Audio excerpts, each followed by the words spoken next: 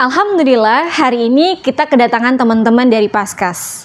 Dan hari ini kita akan ngobrolin tentang Paskas alias Pasukan Amal Soleh. Bukan cuma sekedar nama, tapi gerakan luar biasa yang membawa bantuan, bawa harapan, dan juga pastinya membawa keberkahan. Yuk disimak kisahnya.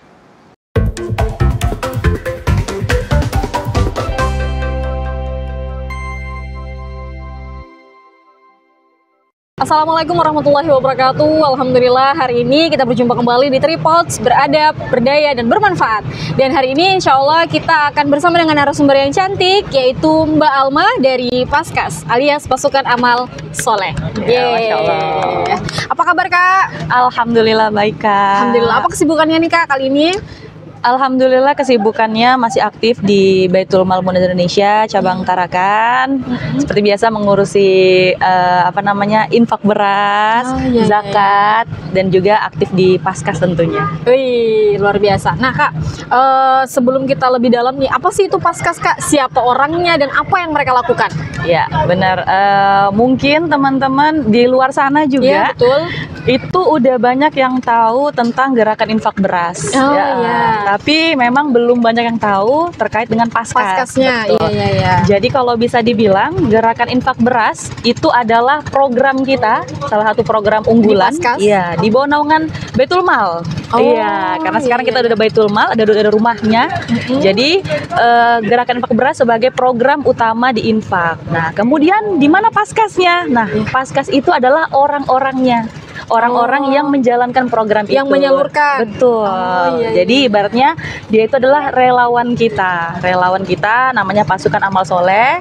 Siapa aja mereka? Mereka itu adalah orang-orang umum Kak. Iya. Dari umur berapa sampai umur berapa? Bebas. Jadi ada ibu rumah tangga, ada mahasiswa, ada pekerja, ada polisi. Jadi siapapun, alhamdulillah kita General, terbuka. Iya betul. Anak-anak. Jadi kita buka untuk umum. Ada juga anak-anak Mbak? Betul. Anak-anaknya teman-teman Paskas biasanya aktif juga, ikut hadir distribusi beras ke panti asuhan, pondok pesantren di Tarakan. Dan itu biasanya pendistribusian berasnya itu ke seluruh Tarakan? Iya, alhamdulillah. Sebulan sekali apa gimana? Ya, alhamdulillah kalau di GIB Tarakan kita distribusikan ke seluruh panti asuhan, pondok pesantren, rumah Quran yang terdaftar di kita. Ya. Ada berapa itu Kak? Kurang lebih kalau di Tarakan, kalau dari data kita itu ada kurang lebih sekitar 34 pondok. Nah, tapi memang betul. Tapi memang kita itu biasanya menyesuaikan dengan tonase yang masuk di kita tiap bulan. Nah, karena penyaluran tiap bulan. Jadi bisa jadi tiap bulan tidak full 34-35 pondok itu. Bisa kurang, bisa lebih. Betul. Kita biasanya menyesuaikan sih. Ada minuman Mbak, silakan diminum Mbak. Silakan. Siap. Ya, menarik ya teman-teman ngobrolnya tadi. Nah, selanjutnya nih Mbak. Tadi kan infak beras ya. Nah, betul. Itu tuh siapa yang menginfakkan itu? Apakah memang ada donatur tetapnya atau seperti apa? Iya, jadi kalau di Baitul Mal Muda Indonesia di gerakan infak beras kita ada donaturnya, ada pengelolaannya. Donatur tetapnya. Betul. Kita nyebutnya donatur kita itu namanya adalah orang tua asuh. Jadi nyebutnya orang tua asuh atau kita singkat tuh biasanya namanya OTA. Orang tua asuh ya. Benar. Jadi mereka adalah orang-orang yang memang menginfakkan tiap bulan untuk bisa membantu memenuhi beras santri. Betul. Jadi kita program infak beras sendiri itu ada tagline-nya yaitu 25.000 tiap bulan. Betul. Ada yang kita jemput donasinya yaitu tadi kembali lagi kita berdayakan teman-teman di Paskas.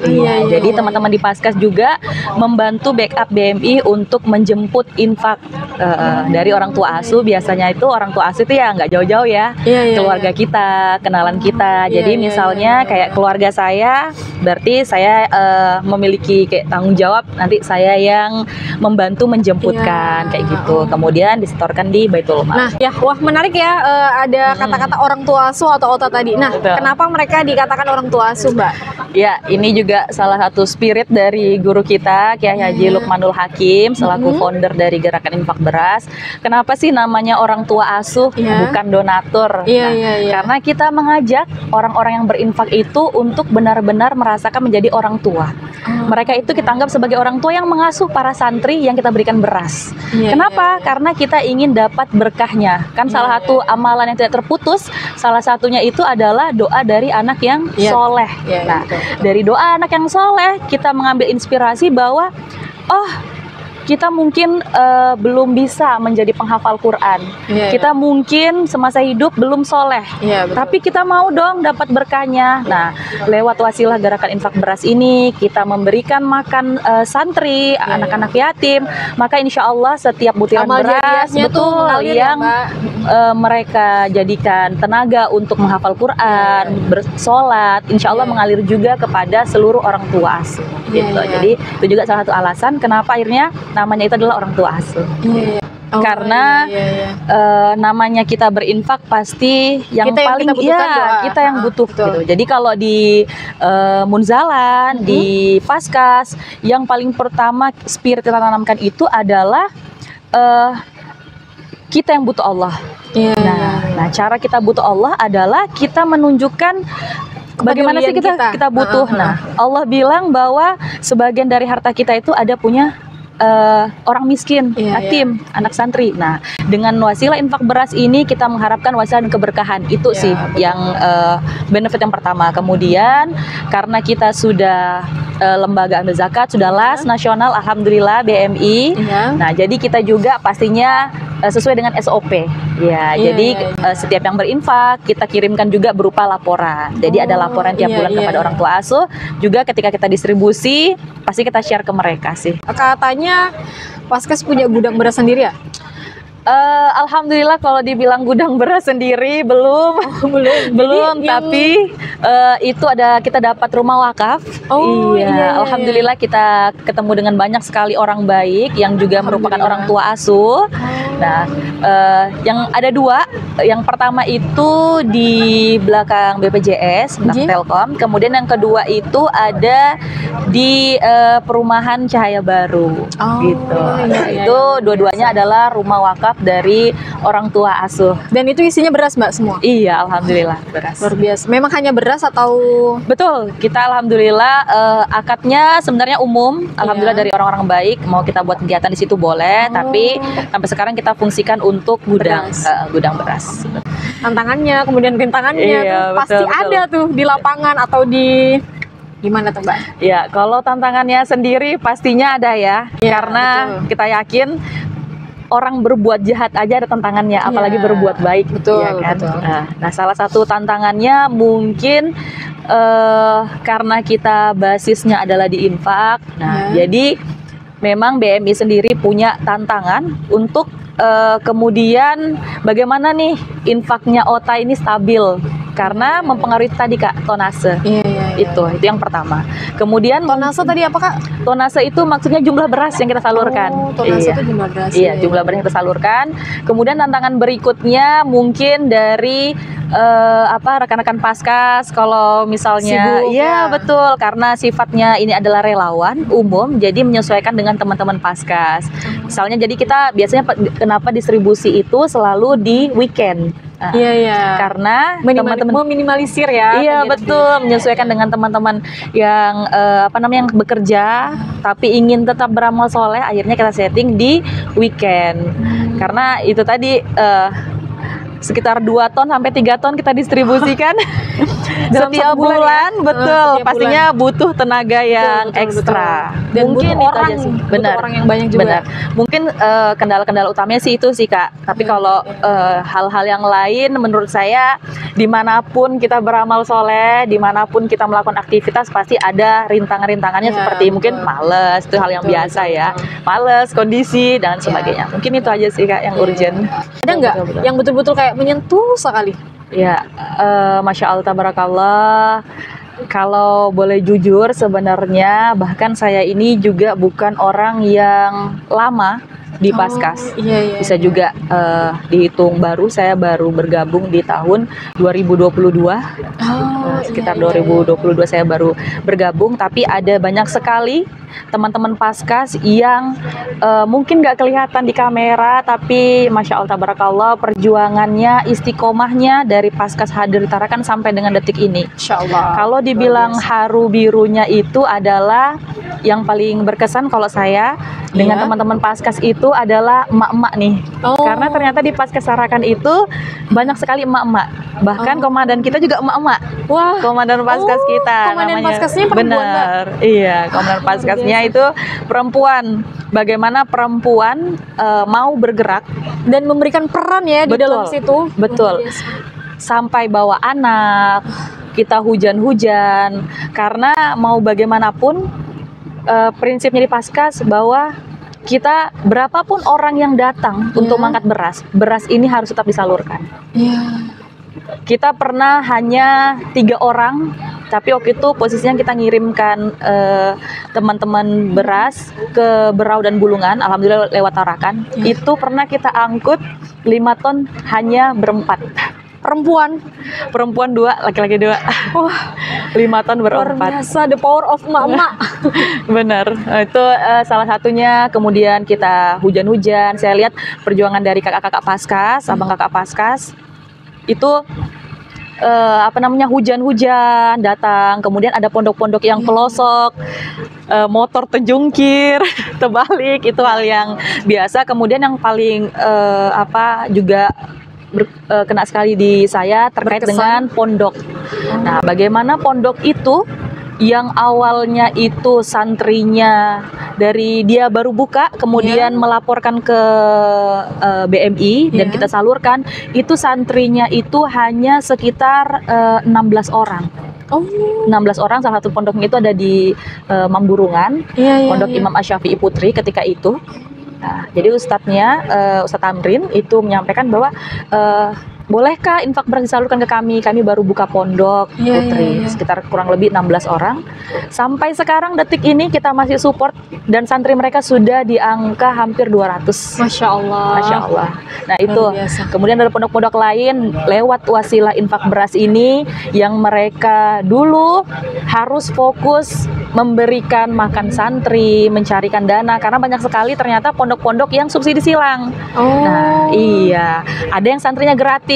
Pastinya ustadznya akhirnya harus fokus juga tidak hanya ke pendidikan santri, tapi juga fokus untuk makannya. Benar, makan 2 kali sehari dengan jumlah santri yang seperti itu tuh luar biasa. Apalagi ya banyak santri yang bisa jadi kurang mampu tapi ingin belajar, kemudian ustadznya akhirnya pimpinan pondoknya mengizinkan dia untuk bisa belajar, berarti kan bebannya di pondok itu, di ustadznya. Nah, dengan wasilah infak beras ini akhirnya terbantukan sekali. Jadi ada beberapa yang akhirnya mengucapkan, alhamdulillah, itu salah satu yang bikin teman-teman Paskas tuh semangat. Betul.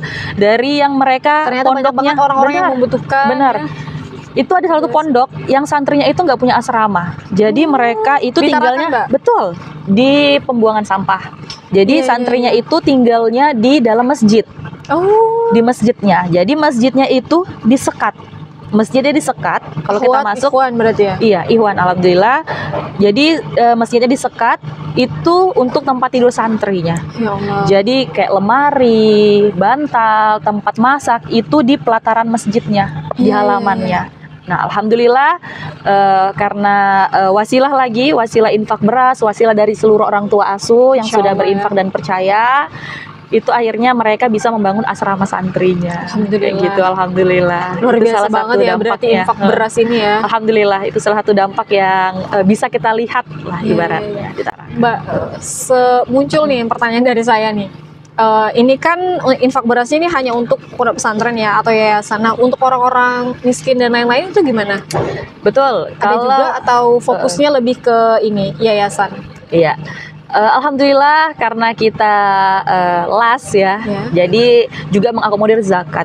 Kita di BMI itu juga ada penyaluran zakat kepada para musahik Nah, para mustahik.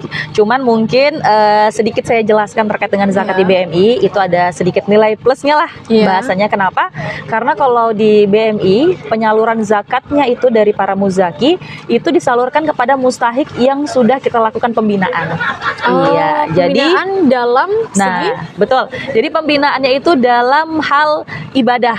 Nah, spiritual. Iya, betul. Jadi ibaratnya kalau kita bilang sekarang ini jangan sampai kita memelihara orang miskin.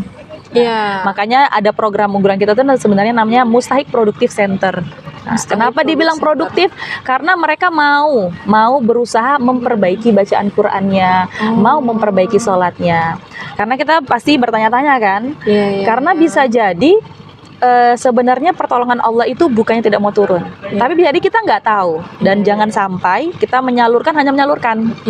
Tapi kita juga BMI itu pinginnya, Munzalan pinginnya itu adalah orang-orang yang kita salurkan zakatnya adalah orang-orang yang juga mau diajak taat gitu. Jadi jangan sampai kita nyalurkan orangnya ternyata dia nggak bisa ngaji. Terus doanya para muzaki ini gimana nih? Dan jangan mereka nggak pernah berdoa, ya kan? Nggak sampai. Mereka nggak pernah sholat nih. Orang yang kita salurkan, mereka nggak ngerti. Nah itu juga jadi beban moral. Kok kita menyalurkan? Oh ternyata kebutuhan mereka yang paling urgent adalah pengetahuan, pengetahuan terkait dengan ngaji. Dan ibu-ibu ternyata banyak yang akhirnya, makasih ya kak, dia bilang saya itu nggak tahu ngaji. Dan ada satu kisah menarik terkait dengan mustahik. Waktu itu mustahiknya bilang kayak gini, dia itu rumahnya jauh, jadi kita pembinaannya itu di Karangrejo, Masjid Al-Mulisin pembinaannya. Nah kemudian beliau itu bukan dari daerah Karangrejo, tapi di luar, saya lupa apa di Lingkas apa di Amal gitu. Di Amal kemarin tuh di Lingkas terakhir. Nah beliau tuh dia bilang alhamdulillah kak, saya senang sekali ikut mengaji. Kenapa? Dia bilang saya tempat sedih karena dia bilang ketika orang tua saya meninggal kak, saya itu bengong katanya. Karena nggak tahu ya. Betul. Dia bilang, saya kak sampai nangis saya ketika orang tua saya meninggal. Kenapa bu? Saya bilang, ketika orang lain tuh mengaji, dia bilang saya tuh nggak ngerti ngaji. Saya nggak ngerti doa katanya. Saya nggak bisa doakan orang tua saya. Jadi saya tuh cuman bisanya nangis. Ketika orang tua saya meninggal, saya akhirnya baru tahu, pentingnya ngaji, pentingnya mengaji teman-teman. Dulu pentingnya mengaji, terus belajar ngaji. Bener. Karena akhirnya doa kita lah yang diharapkan orang tua kita. Betul. Dan orang-orang yang kita sayangi yang udah nggak ada yang sampai, kecuali ya itu tadi salah satunya amal jariah mereka, ilmu yang bermanfaat dan doa-doa itu tadi. Luar biasa ya kak, menarik sekali kisah-kisahnya.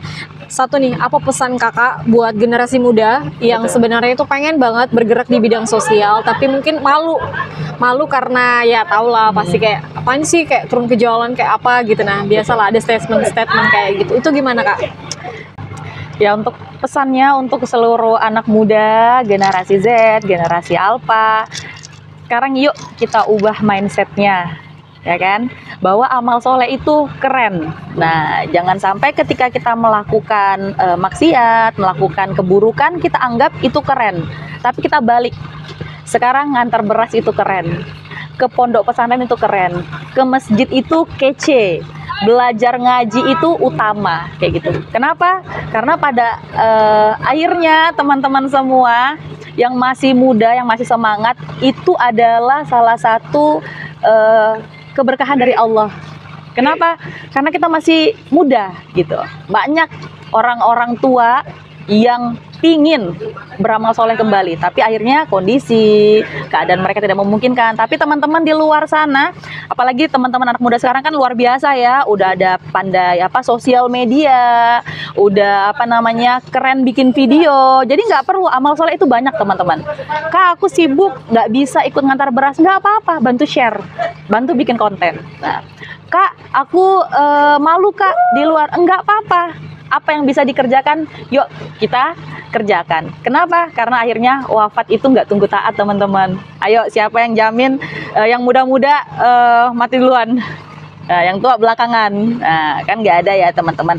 Selama teman-teman punya kemauan, insya Allah bisa juga salah satunya lewat Paskas. Karena alhamdulillah mayoritas Paskas itu isinya anak muda teman-teman. Jadi boleh sekali daftar di Paskas Tarakan. Gitu. Insya Allah luar biasa teman-teman dari Baitul Mal dan juga Paskas itu sendiri. Jadi apa yang tadi disampaikan adalah bahwa taat itu tidak tunggu wafat. Nah, terima kasih untuk teman-teman semuanya. Insya Allah kita jumpa lagi di Tripos dengan narasumber yang sangat menarik. Wassalamualaikum warahmatullahi wabarakatuh. See you.